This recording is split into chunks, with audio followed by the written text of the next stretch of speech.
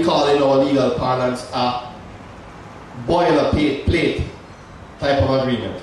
Meaning that you had no choice, you signed these agreements and you carried on with your lives, with your businesses that you mortgaged and your homes in many instances to support your families and to produce, which is what we are all expected as productive citizens. We are expected to produce.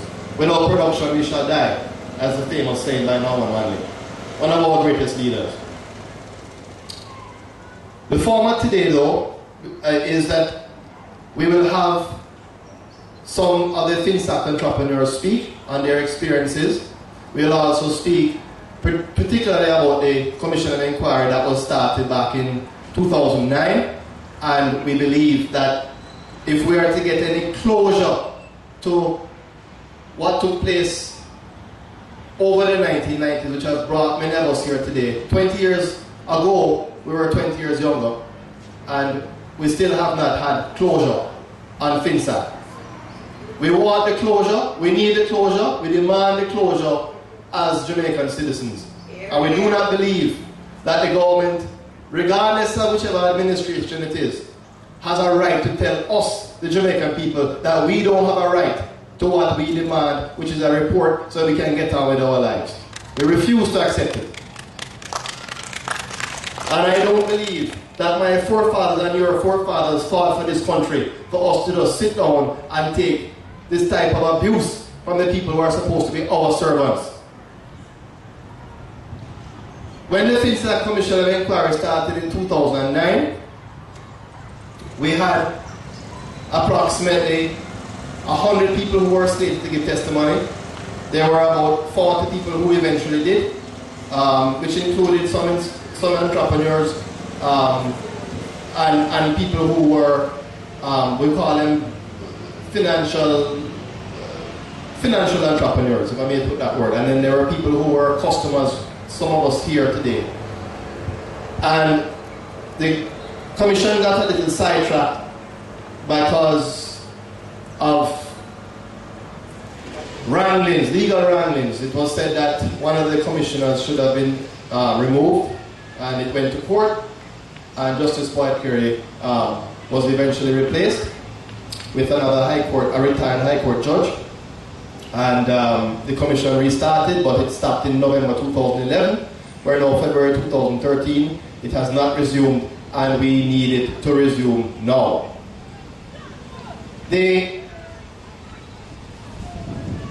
Mrs. Baker is here, by the way.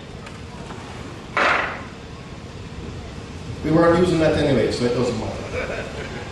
Mrs. Baker is here today, who is one of the persons who is one of our unacclaimed national heroes almost. She has been fighting the fight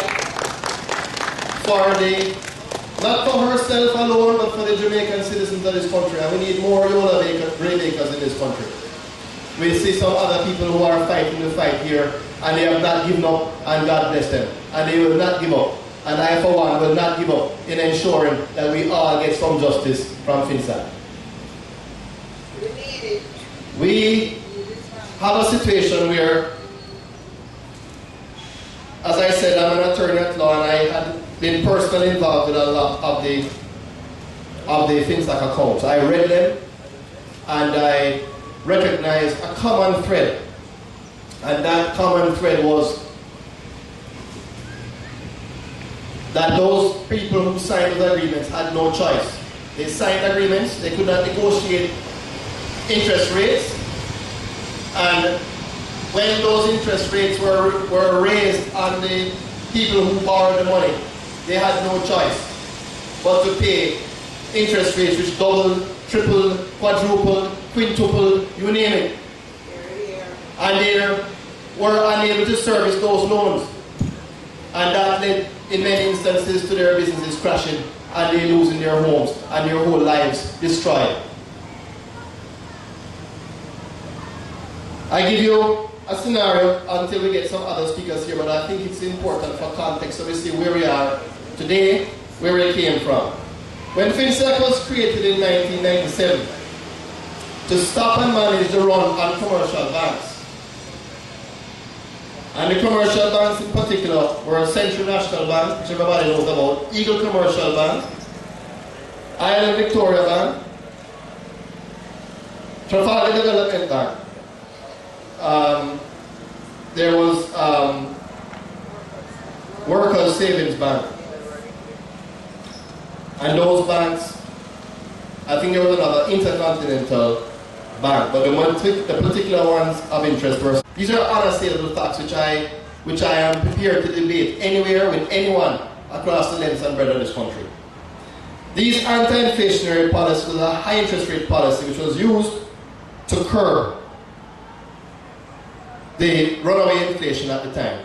There were government bonds that were used, and those government bonds had been attracting investors with interest rates in some instances 25%, which was far more than what the commercial banks had been offering at the time. FINSAC was estimated by the government at the time to cost $20 million. It ended up costing us over $120 million US dollars. FINSAC sold valuable Jamaican assets to a foreign entity for 5.8 cents in the Jamaican dollar. Those people who were FINSAC were never given the same terms and conditions by our elected government. The houses that were used to mortgage in many instances, loans, so you people who are Jamaican people can get on with your business. Those homes in many instances were taken away and sold by what are supposed to be our elected officials. Those who are supposed to protect the depositors of this country. To this day, the country remains uncertain as to what created FINSAC.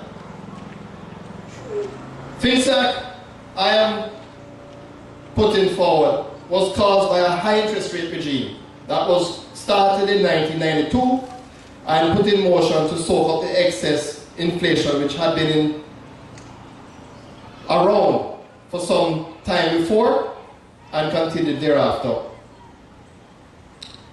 There are two schools of thought about FINSAC. There is one that says that FINSAC came about because of the greedy bankers. And Mr. Don Crawford is the poster boy. The government of Jamaica in the 1990s then sold government bonds, 25%, 30%, driving money away from the commercial banks into government debt. So what you found was that 60% of what would have been private capital, which would have been generating growth and jobs for our Jamaican people, went into government paper. And that had a crippling effect on our manufacturing sector. Those of us who produced in various ways were unable then to sustain the demands placed on our loans. We couldn't service the payrolls at the end of the month, and this had a knock-on effect in our businesses, crippling it. And we were not protected by the government of Jamaica at the time, or since, I should say. The government of Jamaica at the time then declared that the banks were not being properly run because they were going outside of their core banking businesses, and they had to step in to protect depositors. So the government had instances where they had people just shutting down the banks, police personnel, and when depositors went to withdraw their money, obviously you would be panicking if you saw that scenario. They were told they could not get their money, and the government was protecting you, the people, who went to get your money. So you couldn't get any money whatsoever. But you were being protected according to the story at the time. This is 1996, 97. Let us look at the business people who are too simple-minded to read their business documents, which is one of the theories being bandied about. All the banks at the time operated in an oligopoly environment, meaning that all of them were using the same banking interest rates and using the same type of agreements to have people enter into agreements with them. No one could negotiate any interest rate changes to their loans. None of these loans had fixed interest rate terms. They were all variable interest rate terms. And in some instances, those banks would increase their interest rates by 100%. And took away their properties from them. And told them that they were too stupid to read their agreements. The banks were under an obligation to explain the terms of the loans. Yes, they were under an obligation to explain that if the loans went into overdraft, there would have been over, in some instances, 100% being charged and compounded interest on those loans. But it is a cruel thing and an uncaring thing to say that the business people were too simple-minded to read their agreements. They should never have borrowed that money. They should have taken out their money at the time when they borrowed and the interest rates were going up. When you have people who are encouraged to work, that's all they do all their lives, to produce and to provide jobs for people who they had employed. And you expect those people to just turn around one day after doing business all their lives. In some instances, they may have just started up to just all of a sudden just say, no, I want to pay back your loan, I want my money, and I will, I suppose, self-fund myself. That's not the purpose of banks. The purpose of banks is to loan people money so that they can carry out productive enterprises. And it's not right for your elected officials, your Minister of Finance, who impose these high interest rate policies as a policy directive on the banks.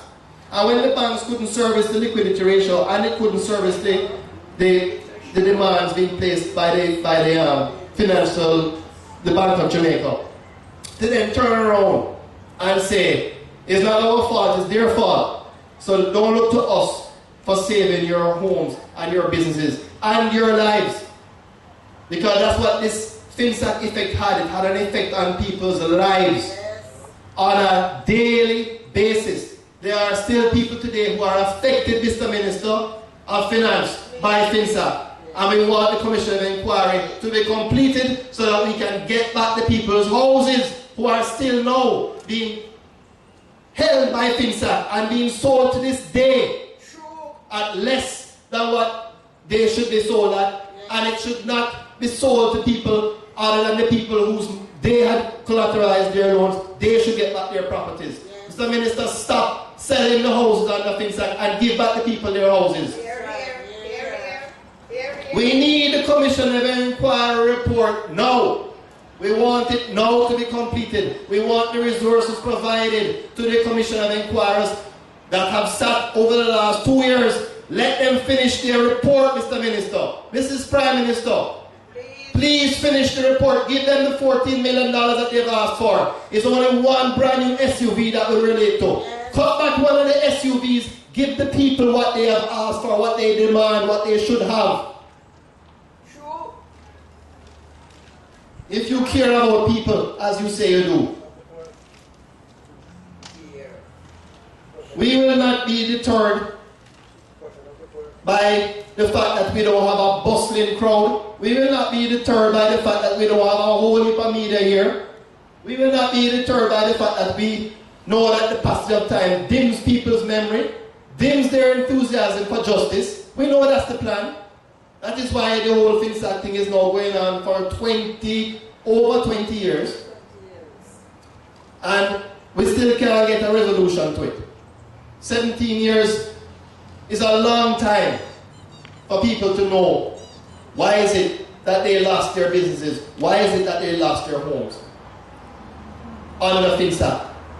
More critically, why it is that those terms and conditions given to a foreigner, Mr. Minister, was not given to the Jamaican people, who are your people, not Mr. Dennis Jocelyn, who is an American, and the Americans who are here now, who are taking Jamaican properties, repatriating the money to the United States, and suffering this economy. Those are not the people you should be caring about, Mr. Minister. And I am praying that the government of this country will see it fit to give us, the Jamaican people, the justice that we demand. Yes. Here, here. Here. And I want to close my part of the presentation today by saying that the Commissioners of Enquiry, You have an obligation under the Commission of Enquiries Act. You have an obligation, legally and morally, to complete that report. Even if you do not get the resources, you can do what is called an interim report, Mr. Commissioners. Do not sit down there waiting for this $14 million, which the government is reluctant to give you for reasons best known to them. Yes. Produce an interim report. You have reports, you have testimonies, you have evidence before you that you can produce an interim report. It was done with the Orange Lane fire in 1976. Yes. And it can be done today. And I'm imploring you under the Act, Section 7 to be precise, you have a duty to give the Governor General that report, even if it's an interim report, Commissioners. And Mr. Governor General, will you take it upon yourself to have the resources, to demand the resources, so that the Commission of Enquiry report can be finished? We will not stand for anything less, and we will not forget the FINSAC debacle as much as those that be want us to forget. We will not be daunted. We will continue our fight. And we will continue throughout the length and breadth of this country until we get justice. We want that report. We want it now.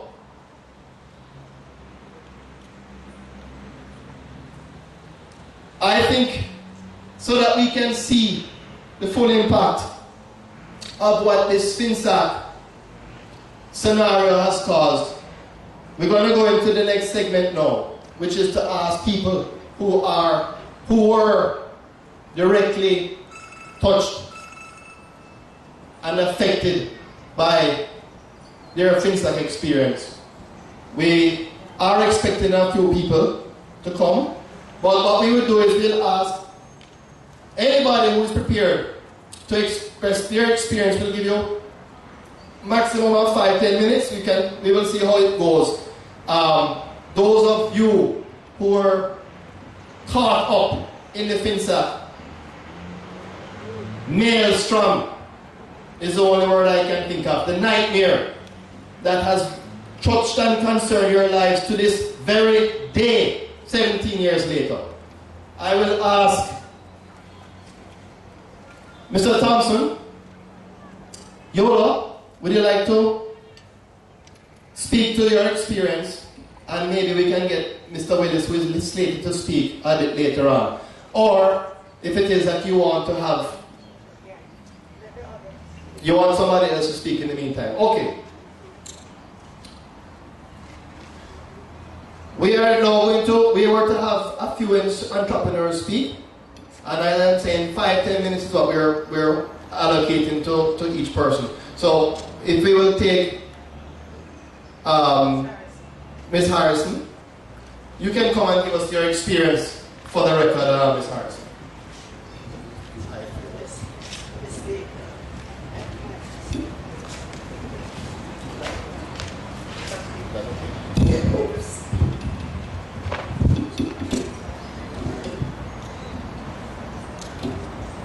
Thank you. Good afternoon, folks. This FINSAC nightmare has affected my life tremendously. In 1993, I was with Workers Bank, a member of Workers Bank, and I borrowed approximately $1 million from them. It was a loan. Part of the loan was an exit loan at 14% that they negotiated for me, and the other part was the demand loan from the bank. Now, out of the blue, these people serviced the loan at 14% and passed it on to me at 66%. I was amazed. I couldn't believe it. Then the bank managers encouraged me to be a partner with her friend. And this man, I won't call his name, want to invest $1 million in my business, but he wants 50% for $1 million. And I said, no, it won't work. Because I did that, she designed an account which is called a debit and credit account, trading account. It was amazing because I've already have an established legal account which is a company's account, and it didn't authorize her to open a second account which is a trading account, but she did it for her cause. She did it because she wanted to create a debit and credit to throw me over in an illegal overdraft situation.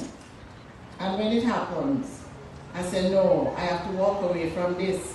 I went to Jamaica National and borrowed $2.4 million to pay them out. They signed an agreement saying that the $2.4 million was insufficient. It will a shortfall of $300,000. This first mortgager and the second mortgager signed this agreement. I, the customer, did not sign anything. And although, I tell you, it's real corruption in this country, you know. Although I didn't sign anything as a customer, they still pass on 66% increase to me. It was amazing. I couldn't believe it. And that had been continuously happening.